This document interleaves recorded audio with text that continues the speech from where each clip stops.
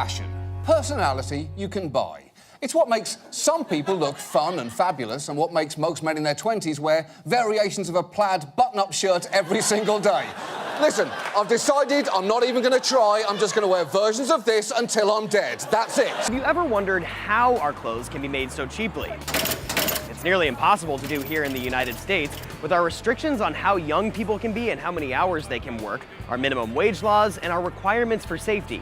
That's why you rarely see Made in the USA on any tags. Welcome to fast fashion, the $1.2 trillion industry built on creating mass demand for clothes, then churning out disposable stuff through an eco-awful production chain that devours our resources, all the while accelerating carbon emissions and global warming. Sloppy manufacturing and dyeing practices pollute our water.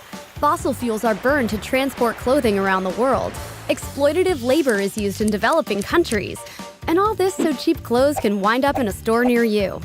And usually, these clothes are made with cotton and polyester fabrics. Using pesticides and plastics are so last century. Stores like H&M, Zara, and Forever 21 are perfect examples of fast fashion. Cheap clothes that bring catwalk styles to the public in a matter of weeks. Fast fashion has turned us into these passive consumers who are constantly chasing the fantasy that buying more clothes will make us happy. It's based on materialism. The problem is that comes at a really high price. 1,000 Chinese workers have been on strike now. Garment workers in Bangladesh paying the price for cheap clothing. Everything is concentrated on making profits. What you see is that human rights, the environment, workers' rights get lost.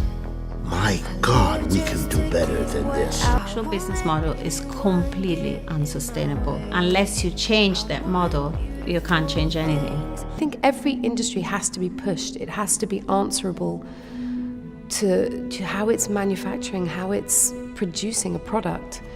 And the fashion industry is no different. We hold the power.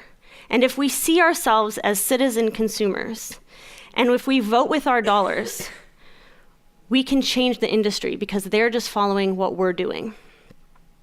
And so, as a citizen consumer, these are some of the things that you can do. Eco-fashion is the designer of the future. Organic cotton is less polluting than cotton. Recycled polyester is a greener option. Plant and wood-based fabrics are sustainable trends to watch. Look, you go through $9 shirts faster than you go through Tinder dates.